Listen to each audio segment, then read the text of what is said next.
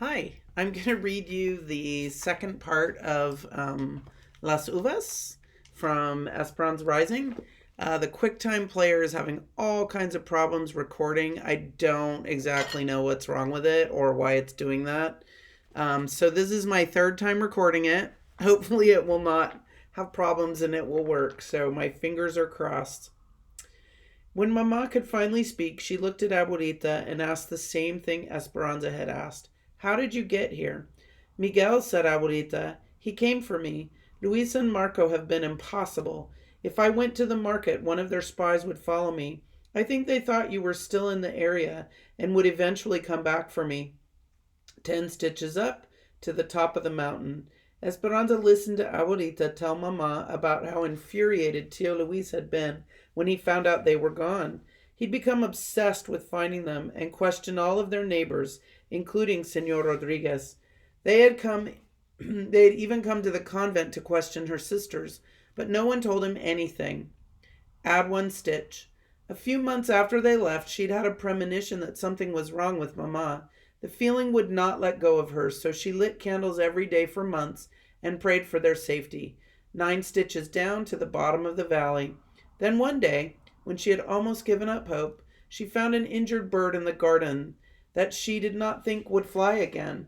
But the next morning, when she approached it, the bird lifted into the sky. She knew it was a sign that whatever had been wrong was better. Skip 1 stitch. Then one of the nuns brought her a note that someone had left in the poor box addressed to her. It had been from Miguel. He suspected that Abuelita was being watched, so he delivered his notes after dark, telling her of his plan. 10 stitches up to the top of the mountain. Miguel and Senor Rodriguez came in the middle of the night and took her to the train station. It was all very exciting, and Miguel didn't leave her side once during the entire trip. He brought her all the way here. Add 1 stitch. He said that Ramona and Esperanza needed her. He was right, said Mama, her eyes teary again, gratefully looking at Miguel. Mountains and valleys, mountains and valleys. So many of them, thought Esperanza. When a strand of her hair fell into her lap, she picked it up and wove it into the blanket, so that all of the happiness and emotion she felt at this moment would go with it forever. When Esperanza told Abuelita their story about all that had happened to them, she didn't measure time by the usual seasons. Instead, she told it as a field worker, in spans of fruits and vegetables, and by what needed to be done to the land. They had arrived in the valley at the end of the grapes, Thompson seedless, red Malagas, and the blue-black Ribieres. Mama breathed in the dust at the end of the grapes, and that's when she got sick. Then it had been time to prune the grapes and get ready for potatoes. Working potatoes was the heart of winter, and the cold that dampened the bones. And during potato eyes, Mama had gone to the hospital, and there had been no months with names, only the time of tying canes amidst the ghosts of grapes and gray days that never warmed. But afterward came the anticipation of spring and a valley pregnant with needs, graceful asparagus, ripening vineyards, and groaning trees. Then early peaches called, crickets in the fields started their nightly symphonies, and Mama came home. Abuelita arrived during plums, and now the grapes were delivering another harvest, and Esperanza was turning another year. A few days before her birthday, Esperanza begged Miguel to drive her to the foothills before sunrise. There was something she wanted to do. She woke in the dark and tiptoed from the cabin. They followed the dirt road that headed east and parked when they could go no farther. In the gray light, they could see a small footpath to a plateau. When they got to the top, Esperanza looked out over the valley. The cool, almost morning air filled her senses. Below, she could see the white roofs of the cabins in straight rows, the fields beginning to take form, and over the eastern mountains a hopeful brightening. She bent over and touched the grass. It was cool but dry. She lay down on her stomach and patted the ground next to her. Miguel, did you know that if you lie on the ground and stay very still, you can hear the earth's heart beating? He looked at her skeptically. She patted the ground again. Then he lay down, and as she was facing her. Will this happen soon, Esperanza? Aguatate tantito y la fruta que era en tu mano. Wait a minute, wait a little while, and the fruit will fall into your hand. He smiled and nodded. They were still. She watched Miguel watching her, and then she felt it, beginning softly, a gentle thumping repeating itself, then stronger. She heard it too. Shoomp, shoomp, shoomp. The earth's heartbeat, just like she had felt it that day with Papa. Miguel smiled, and she knew that he felt it too. The sun peeked over the rim of a distant ridge, bursting the dawn onto the waiting fields. She felt its warmth washing over her and turned on her back and faced the sky, staring into the clouds, now tinged with pink and orange. As the sun rose, Esperanza began to feel as if she rose with it, floating again like that day on the mountain when she first arrived in the valley. She closed her eyes, and this time she did not careen out of control. Instead, she glided above the earth, unafraid. She let herself be lifted into the sky, and she knew that she would not slip away. She knew that she would never lose Papa, or El Rancho de las Rosas, or Abuelita, or Mama, no matter what happened. It was as Carmen the egg woman had said on the train. She had her family, a garden full of roses, her faith, and the memories of those who had gone before her.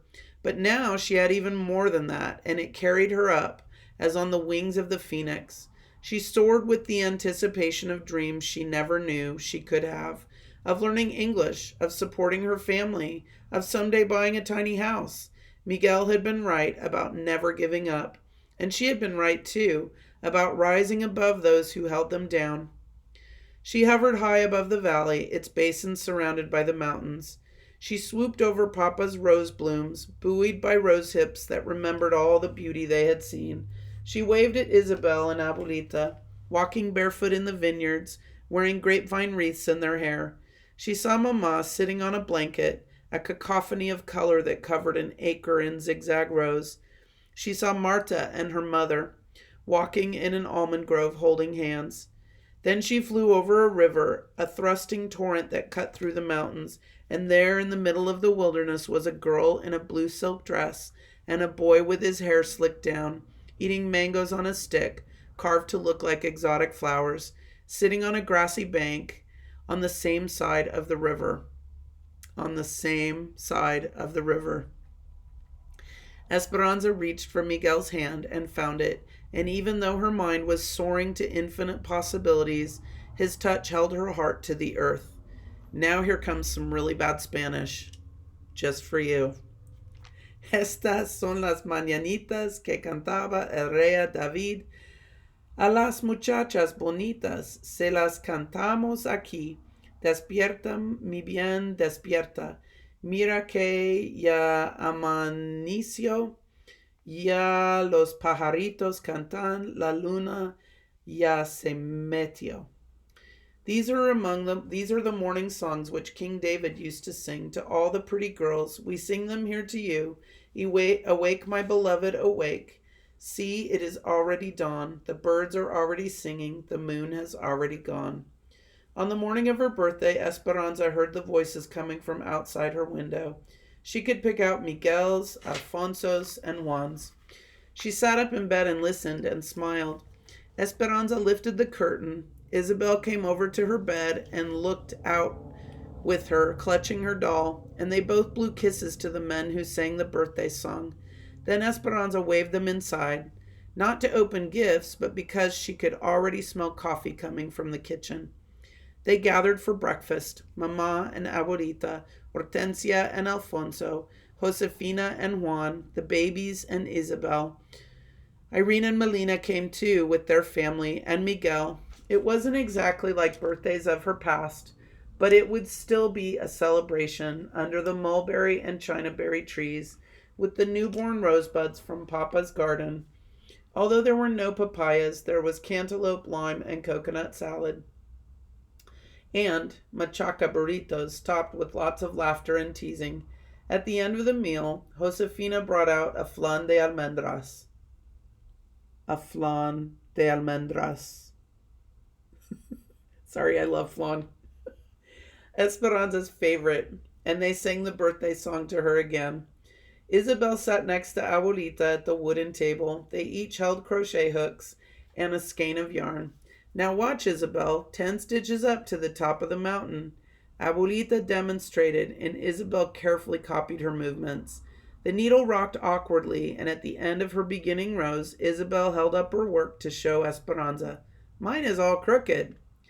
Esperanza smiled and reached over and gently pulled the yarn, unraveling the even stitches. Then she looked into Isabel's trusting eyes and said, "Do not ever be afraid to start over." That's the end. Do not ever be afraid to start over. What a great theme for a story. All right. I'm going to read the author's note to you separately because the QuickTime player is not recording very well. And the author's note is really interesting. It talks about how the author based the story on her grandmother. And it's really interesting. And I know you'll like reading it. So please stick around and read the author's note. And I hope you enjoyed this book. It's one of my favorites. Talk to you later.